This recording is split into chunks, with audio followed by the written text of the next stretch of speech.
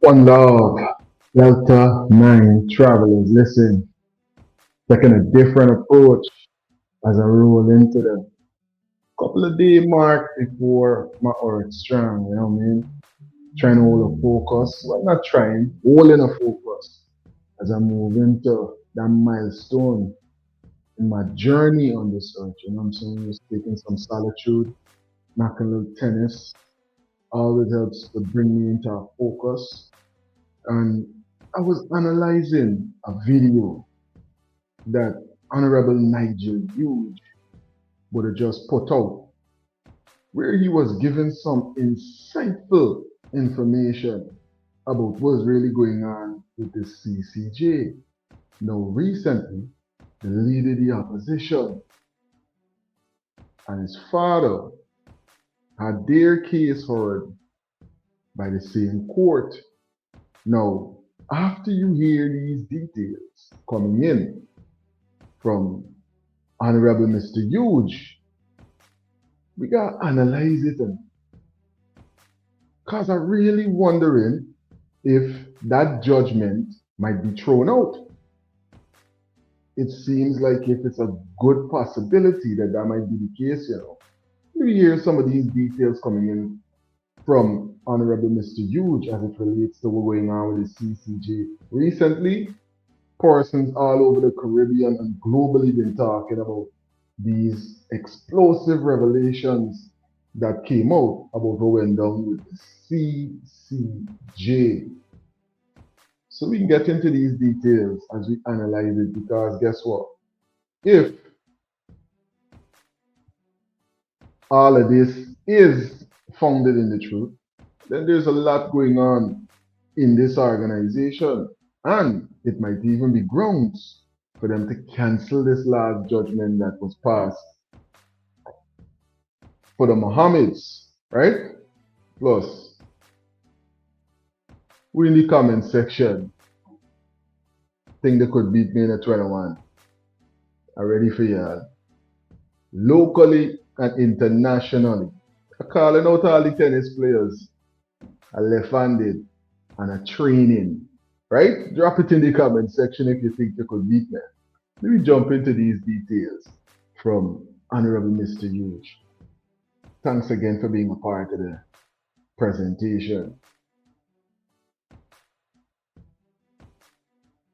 I have noted, it's unlikely that you'll get the three heads of government to do anything, really, frankly. So where do we go from here? And why should we repose any confidence in any decision that emanates therefrom? Because at the end of the day, it is our institution. We are facing a really awful crisis, and therefore we have to find the means to a solution which begins to rebuild confidence. We can't, I don't think we have the luxury of saying we will never regain confidence in it. This is our institution. This is not one imposed externally. This is not a colonial enterprise where we can say, well, we lose confidence in the governor or whatever.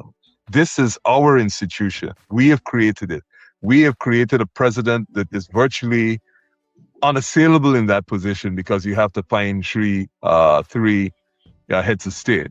And therefore, we have to look not just only at this at this crisis, but what are the changes, the institutional changes that we have to make this a better one. And we have to accept that the confidence is rocked. It's going to take, I would say, 10 years minimum. This is not going to come back, because every time there is a borderline case that involves politics, the court's integrity is going to come into question.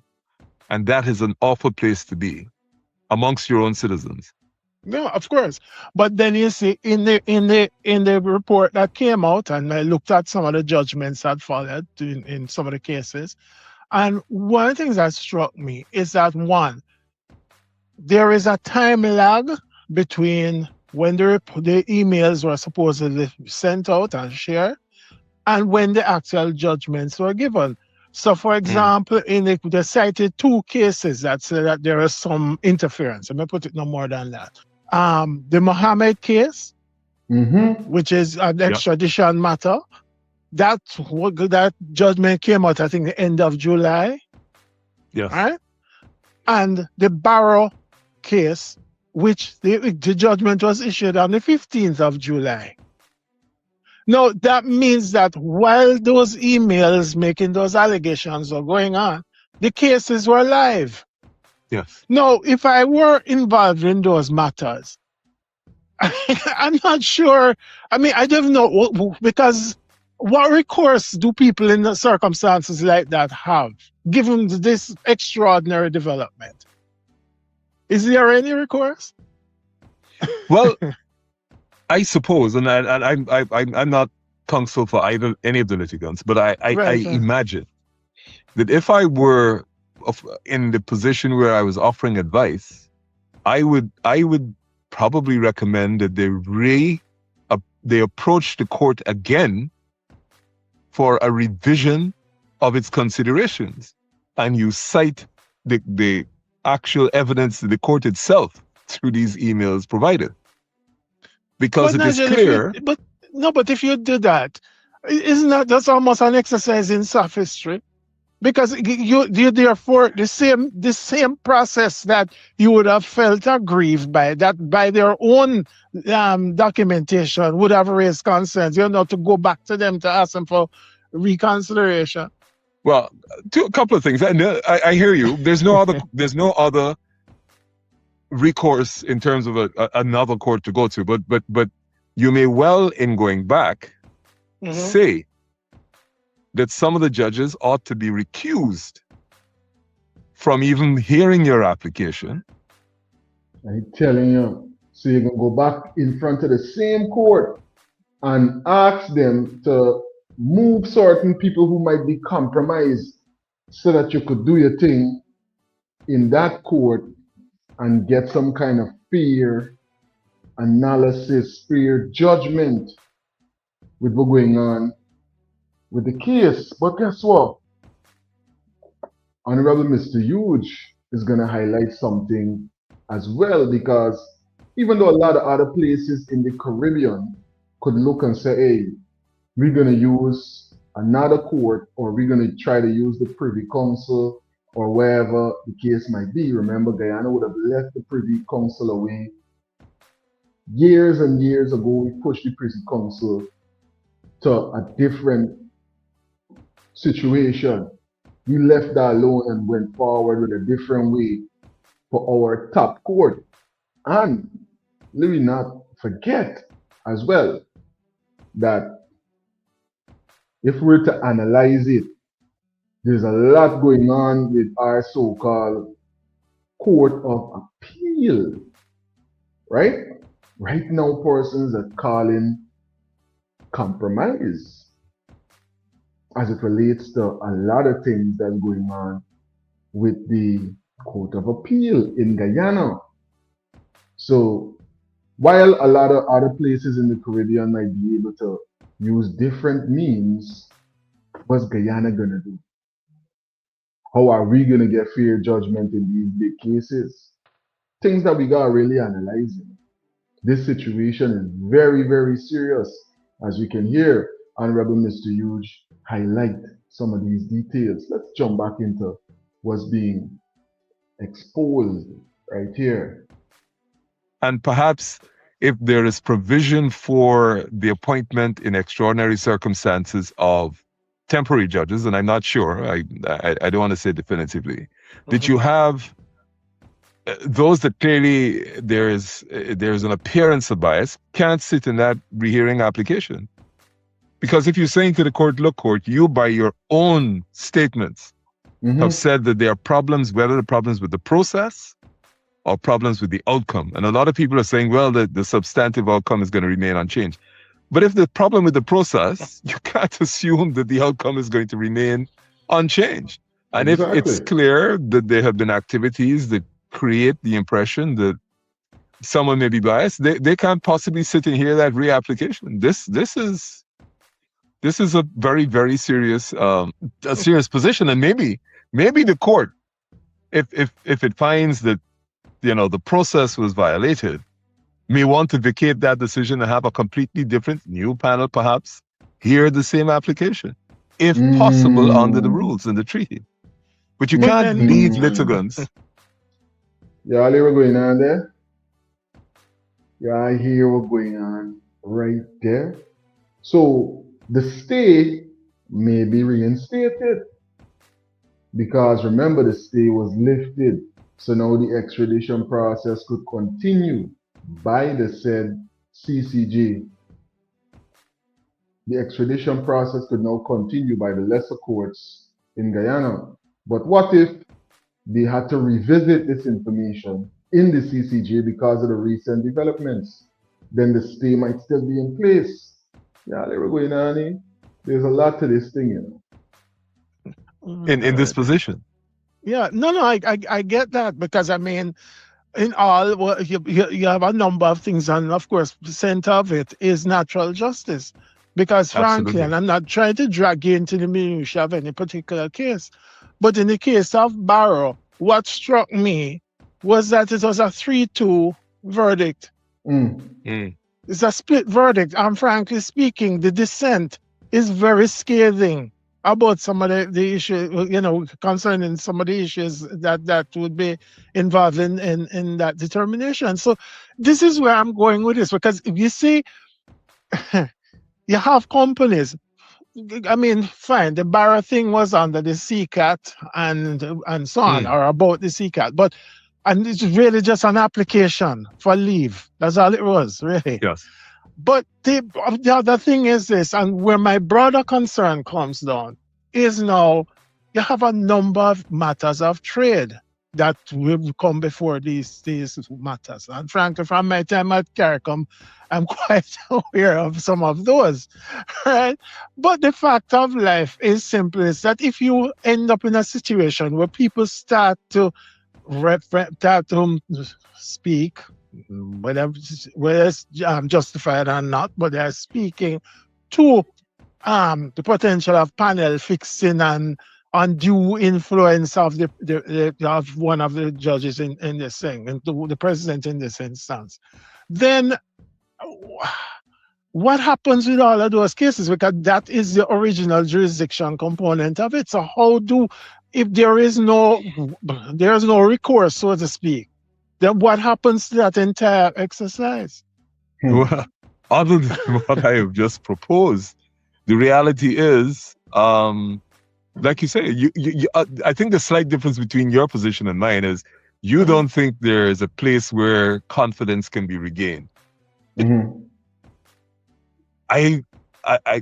this is purely because it's perhaps a deep reluctance to say that we have failed so badly that we can't repair. I think the repair process is going to be long. It's going to have a lot of work done on bolstering confidence, and in places rightly so, like Jamaica and Trinidad, which have hesitated. How are you going to persuade anybody? I mean, I think Barbados, if you think of Barbados, the business community, which is traditionally conservative in Barbados, must have had some reservations when Barbados joined the CCJ. All the ones that were. And now, with this demonstration, it's not even with this demonstration from the court, from within the court, about its own processes and the reservations they have, they are going to be hard questions about whether or not they should go back to the Privy Council. But I can tell you honestly that within the Jamaican setting, already you hear the narrative being put on the table against us. See, this is why I feel vindicated. This is why I was always against that sort of intervention. That's one. Two, then you also look at places like Antigua. I think Antigua has put this matter to a referendum. I don't want to overstate it, but my memory is telling me it says about 3 times. And they have not crossed that hurdle yet. So the point is simply is, even as part of the political narrative, I don't know Because you see, here is the thing. You're saying, yes, confidence will be rebuilt, but it will take time. I will concede that point. But the truth is this, what happens then in the interim, or as people would call it, the interregnum? What happens? Because their life goes on, legal issues come up daily, as it were, frankly speaking, right? So Yeah. what happens then? And why would, I mean, what does this really suggest about the architecture that we have in place? I'm glad you mentioned that. I think, and you come from that institution that has been working on the architecture for many things, trade particularly. Right. And this is a clear demonstration that what we have built was not fit for purpose. Clearly is not fit for purpose. You can't insulate the president. You can have this disaster that occurs, and then you don't have the mechanism, or it's so difficult to put in place. And I suppose if nothing else, we have to revisit the architecture so that people are so confident that none of the fears and reservations that people have can come to pass, or it'd be very, very difficult to come to pass. I mean, if you think about it, the last thing, when they were setting up this court and there was a lot of skepticism, there were two concerns. One, whether we had the cultural depth and history to be able to provide decisions that were impervious to political interference. And two, whether we had the capacity, intellectual capacity. Yeah. We have demonstrated we've had the political capacity, but all of that has come to naught because here we have clear information that suggests that it is not pervasive, it is not impervious to external influence, external political influence. Right. No, but then you say no, it is not. It's certainly not impervious to it. But then you see it comes back down because it's not part of the challenge, and even within Guyana, where you are now, is not. I mean, you have it as your final court, but I'm pretty sure that persons will be coming and the conversation may be muted or slightly muted now, but it must occur that people saying then, okay, then why should I? Or really and truly, is this really the face of justice nowadays? And that is going to be a very difficult hurdle, I think. But Joseph, the problem with Guyana is we can't go back I know to just having the Court of Appeal. And other places had the Privy Council. I mean, we would have to take an active step to say we want the Privy Council, which we left 50 years ago. Yeah, in Guyana's case, we can't go back to the Court of Appeal where there's an allegation, certainly from the leader of the opposition at the time, that said that the personnel in the Court of Appeal were selected and advocated for by the president. Wow. I mean, we haven't heard his side, but that's fixing the court. Yeah. So you can't go back to a court that there's an allegation has been fixed already. So y'all here in the right there, they left us now in a serious bind as it relates to everything going on in our courts. What y'all think about this, Delta 9 travelers? Drop it in the comment section. I'm telling you so much things for us to analyze about what's going on with the CCJ. A natural way to stay ready, baby. 'Cause I'm ready for you, Mr. C. The ultimate male supplement. Men's total wellness formula. Packed with essential nutrients for men's health. She'll call you Mr. C. 100% wildcrafted sea moss. Only the best. 'Cause you deserve nothing less. 8 Butterfly. Yeah. So we all think Delta 9 travelers. We got the chance to hear from Honorable Mr. Hughe as he gave us some insights about the CCJ and everything connected with all the implications that we could face if we were to go back to just the Court of Appeal. But this could mean a lot of changes as it relates to the judgment that was already given down in the Mohameds case. We analyzing it, Big up to everybody that's gonna see this video.